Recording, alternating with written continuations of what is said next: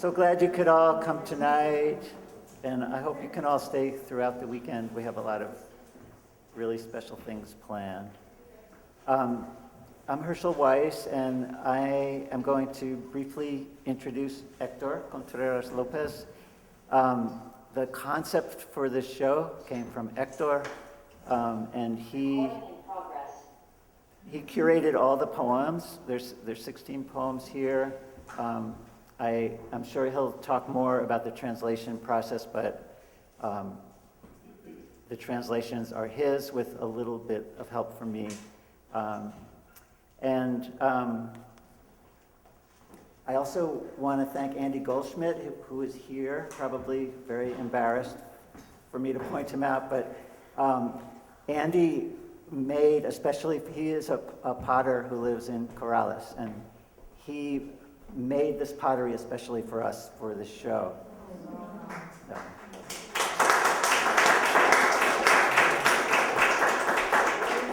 And then I believe there were 8 of us who actually did the scribing of the Hebrew onto the pottery.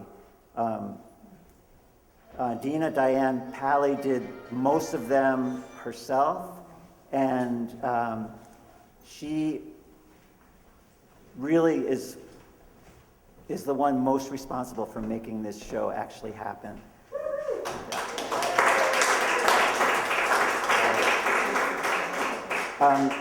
The other scribes were Dina Afek, Paul Afek, Stephanie, Sophie Shafia Cohen, our most precious Stephanie, and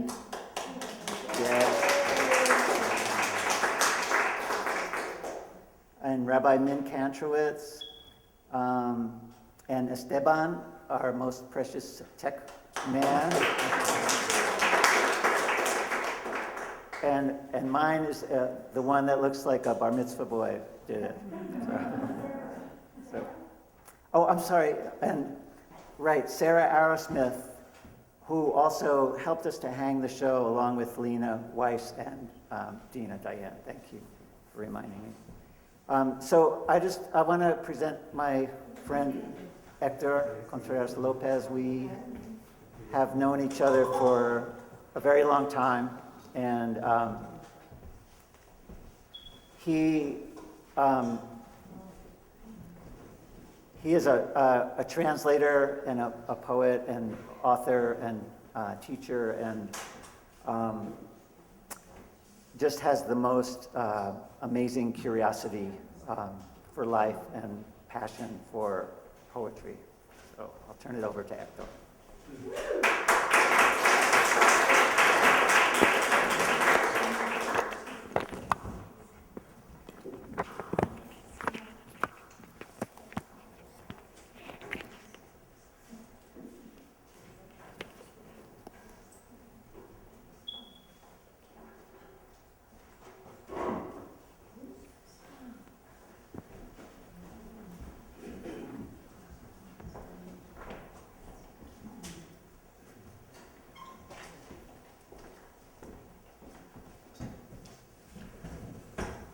Well, thank you very much, Hershel, and thanks to all of you for being here with us.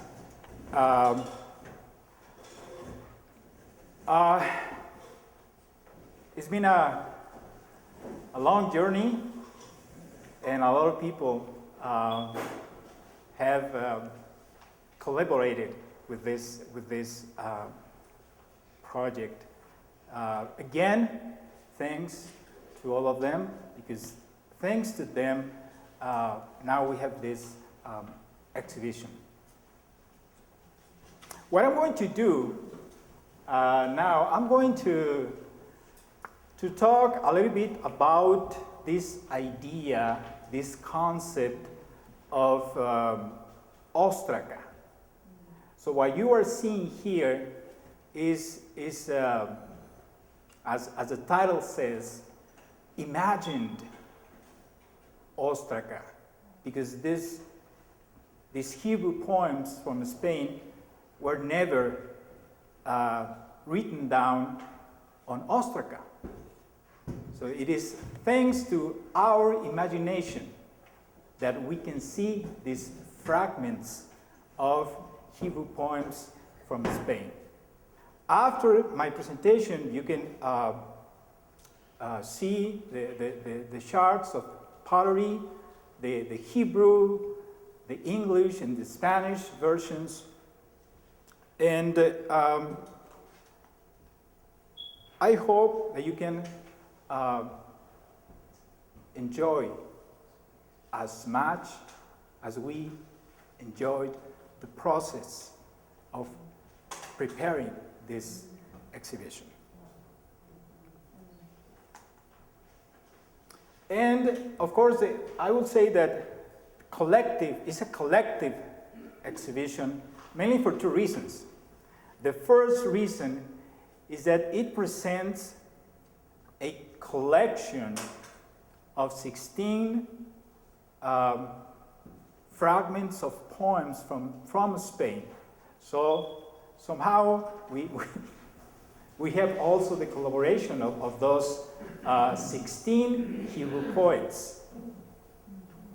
Among them, we have the only 2 poems written by women that we know of from those 500 years of poetry. Only 2 in Hebrew. There is one more in Arabic, 2 in Hebrew. So the second intention with this word collective is, of course, the collaboration of the team that has been that worked and made possible this exhibition. Bless you.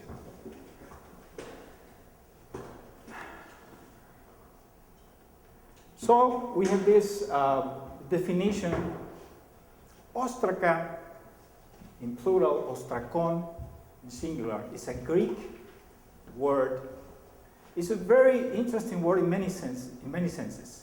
One of them is that it is a word universally accepted to describe these pieces of pottery recycled in ancient times to write, to draw, and to be used as notepads. And it is incredible that we can think. We may say now they were used to write text messages. No? They are the text messages of antiquity. You know, that's one way we can think about them. There are many questions about Óstraca. One of the problems with Óstraca is that it was a very extended phenomenon, and it has been studied in depth only recently. I would say probably in the last 40 years, and only in specific sites. So we have a lot of information of specific sites in Egypt, for example, in Israel, but we don't have this global research put together in order to understand the phenomena as a whole. Another connection that we can make with this concept of Óstraca has to do with this word in English and Spanish, ostracize. Ostracizing comes from the same word. And it has to do, it seems, with the fact that when the ancient Greeks didn't like somebody, they would cast votes to see if that person is going to stay in the community or go away. And they would use Óstraca to cast their votes.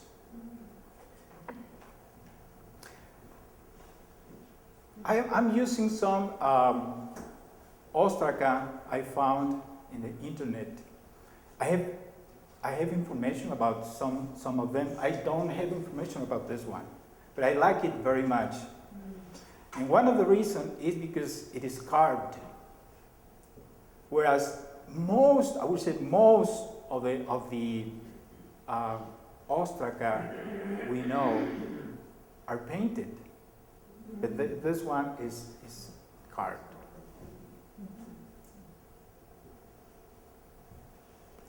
Just to have an idea about places and cultures. Talking about time, we are talking about maybe 4,000 years of history, of cultures using these pieces of clay to write down many times things related with simple daily life at work and at home. And the research that I've seen, one of the things with this research is that we have very specialized research, very technical research, but also very popular information. And it seems like there is something missing there in between. So this area in Egypt is very important. Also this one, right here, in Palestine. There are many sites. Right now, there are many teams from different universities, from different countries, doing excavations and doing research on many places and trying to understand better the origins, the uses of those pieces.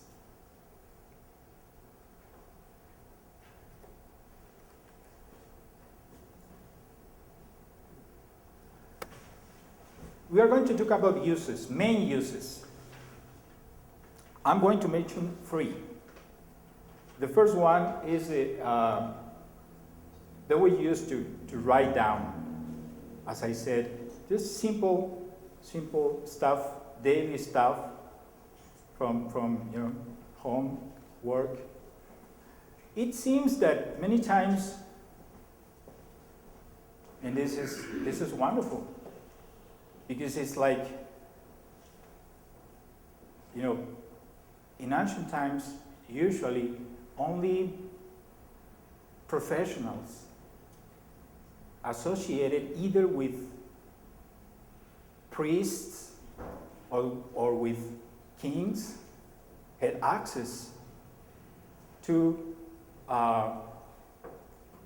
begin with an education, and then to materials to write. And this Óstraca, the beautiful thing is people had access at home. Imagine, you are at home, you are storing something, and then you break that pot, that jar. And then you gather the pieces and you recycle the pieces. See, for example. You recycle the pieces to send a message, to send a letter, to write down a memo about your taxes, a receipt. At school, students write down exercises There are very beautiful Óstraca showing what is, we think were exercises of students practicing writing, practicing writing.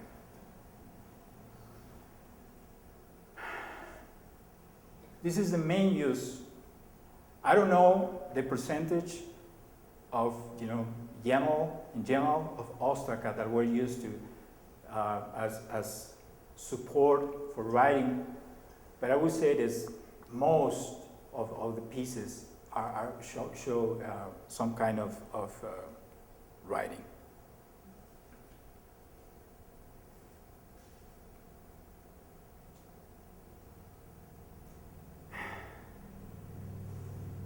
This is a letter. This Óstraca we have here is a letter. If you look in the internet, you are going to find a lot of examples of Óstraca, but only a few have either a transcription and a translation. And I found this one, and I have the translation. And it has to do with wine and bread. So somebody is writing this letter to Eliashib, telling him what he needs to do with the wine and with the bread. It seems that we are talking about people that were, making wine, making bread, dealing with these products.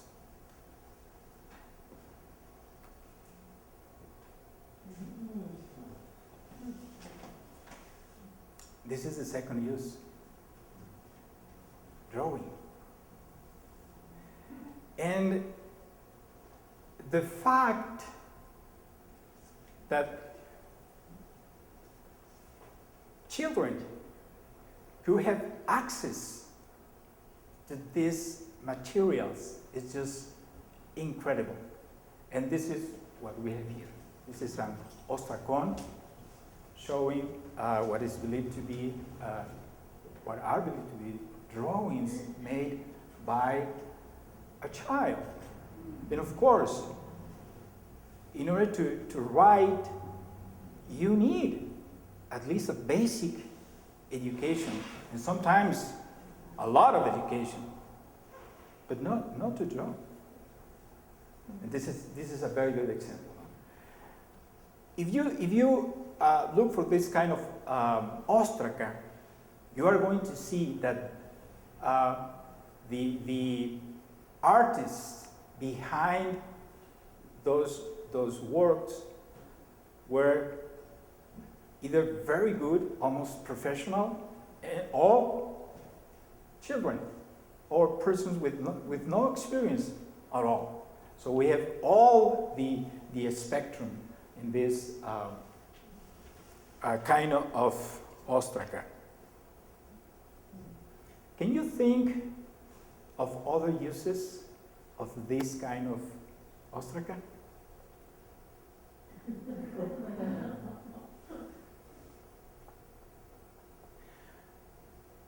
Óstraca, without the writing, were used as toilet paper in antiquity. And this is one example, only one example. See.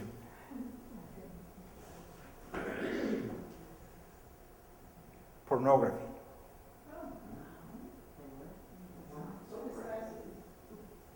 I'm sorry? What did you just say? Pornography. It seems that that was one of the uses of this specific drawings. You can see here this one is very interesting because it shows a cat and a mouse. And it seems that the mouse is the one with the upper hand right here. Okay, this is the other yes. Science. We have one example from architecture and another example connected with geometry. This one is very interesting because it is a hybrid. So there are some written text, written Óstraca, some with drawings, but also we have this hybrid Óstraca showing both text and drawings. And this is a good example. The first one shows a diagram of a vault. So it is connected with construction, with design. And this one, I don't know, is some problem connected with geometry. Some complex, very complex problem. Another thing about Óstraca is there were single, unique Óstraca, but were others that were series of Óstraca. This is part of a series of Óstraca.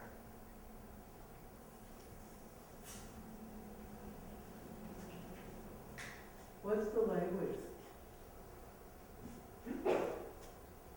Let's see. Right here? This Yeah, one? This it's one? like an ancient Palestinian script. Let me see if I have this one.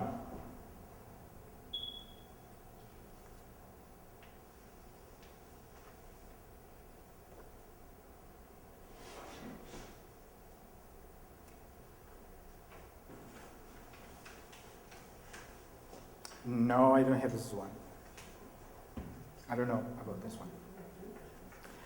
But I have this example. And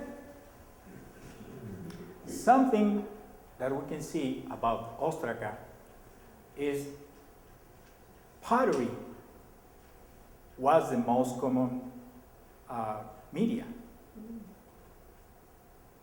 But also limestone, like this one.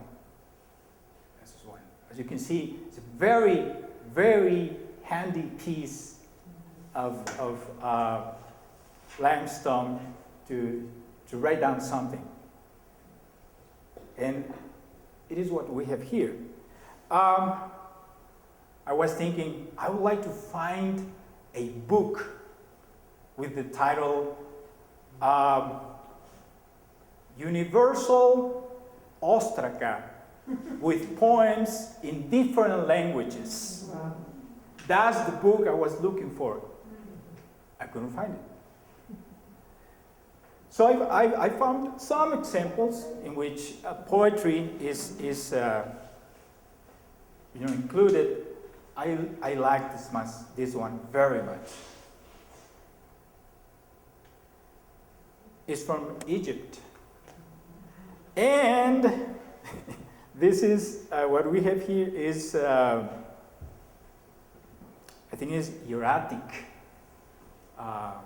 scripture from Egypt, from the 13th, 12th centuries.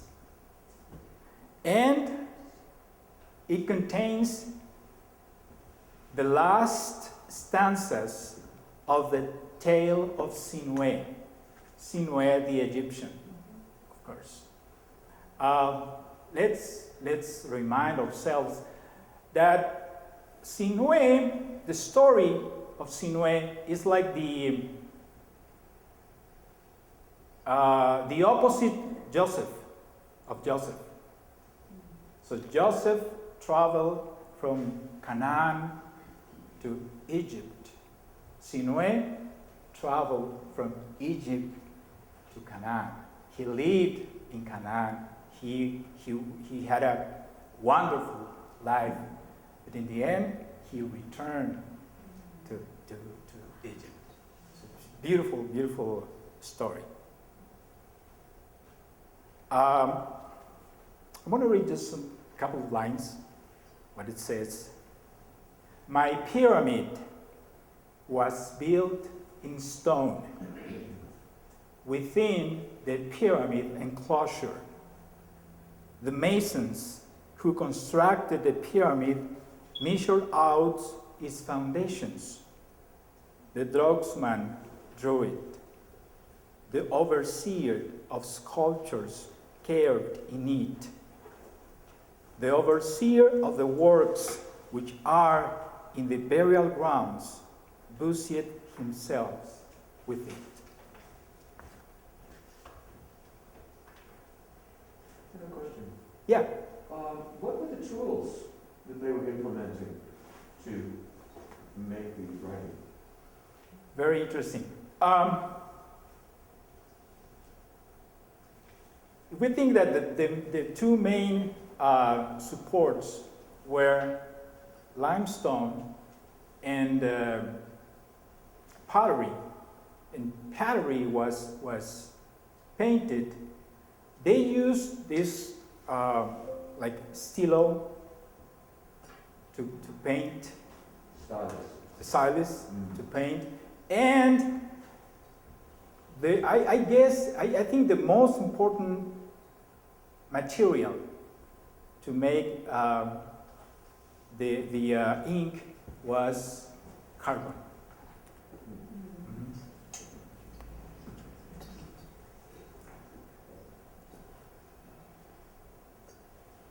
No colors? Never?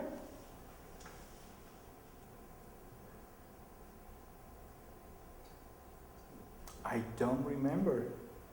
Haven't seen any colors. No. Good question. Yeah, no. Black and white. But again, we are talking about a small sector of a very, very wide phenomenon. Yes? Was it only men who did this, or was it women as well?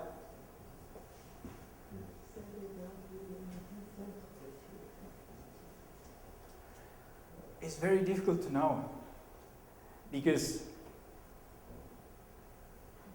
we don't know who wrote those Óstraca. I thought women weren't educated, they were 2 steps behind, they weren't taught to read Torah, the whole 9 yards. Again, since it is a cultural trade, it was different in many places. In some places, women had more access to education than in others. But it is very difficult to know who in most of the cases. But thinking in the description I've mentioned about the Óstraca, we can say that most of them were written by men, at least. Were there any examples, in Egypt of scribes from the wall paintings, say the Valley of the Kings or something? Were there any women depicted as scribes in Egypt, for instance? I'm curious. I don't know. That would be somewhat of a clue. Yeah. Perhaps. Yeah. But again, what we have here, this is,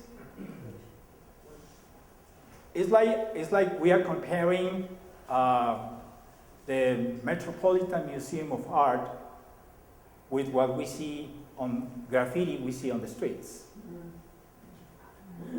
So we have graffiti is accessible for anyone, but it's anonymous. We don't know who produced that art. And I would like to close with these ideas about what I was thinking when I thought about this possibility to do in this exhibition, and what other people were expressing when they participating in this process.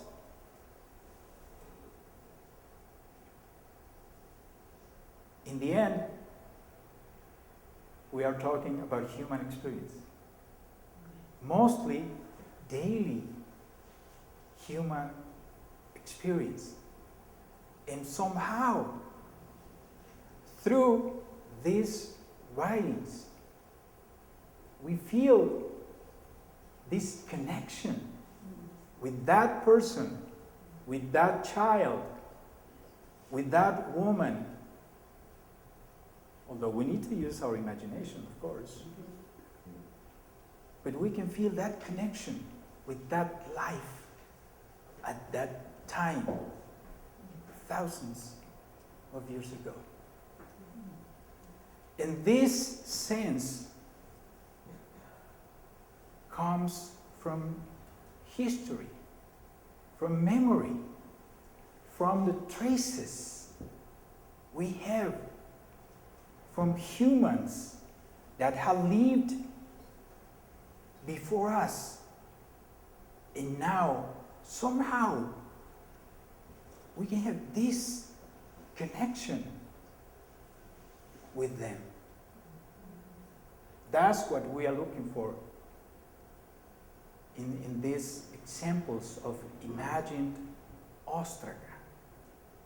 Because the poem, the physicality of the poem can connect us through memory to those beautiful and terrible times in Spain. And in the end, at least for us, we can have that access to the past through artifacts. But through language is for us, for writers, for poets, for translators, is where we feel this impact of life on the other side of the poem. In the end, and this was Elias Canetti, who said, "It is through the books that we reach the real books, the human beings on the other side." Thank you very much.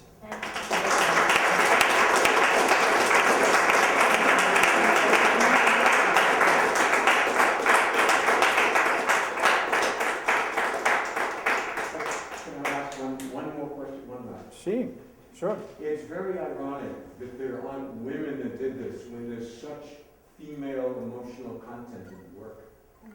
That's a very strange phenomenon.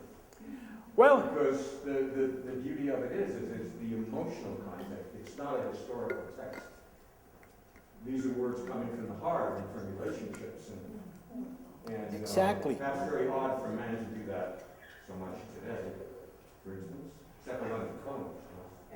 The pattern is not to represent women. Women were there. Women were important in those societies. They were not represented. They did not get the chance to represent themselves. That's different. So we don't know. But the fact that we don't know, that we don't have traces, doesn't mean that they were not there. I'm sorry.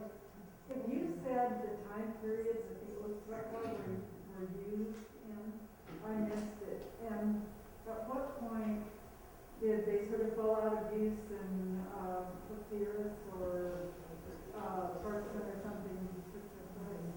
Yeah, it seems that from the 30th century BCE, 30th? I would say through, if we have to find a final date, I would say the fall of the Roman Empire. Okay. So when you're talking about the 12th and 13th century, that was BCE? Exactly. Okay. Yes, exactly. Yes. Could you say something about why you decided to take the original Hebrew or Judeo-Arabic poem and translate it into Spanish? Yes. So what you have here is the original poem in Hebrew, the translation into English, and then one from the English, a version in Spanish. And a small fragment from the Hebrew written down on the Óstraca. That's what we have. I think, personally, for me, Hebrew poetry from this period is something exceptional in the history of humanity. I'm fascinated, I'm astounded by this poetry. I think that's the main reason. And through the Óstraca, I think we were looking for ways to connect to poetry. And the physicality in the letters and the clay were that entrance to the poem. Yes. Yeah, you. Yeah. I've heard it before, but I'm not quite sure how Arabic poetry influenced Hebrew Spanish poetry.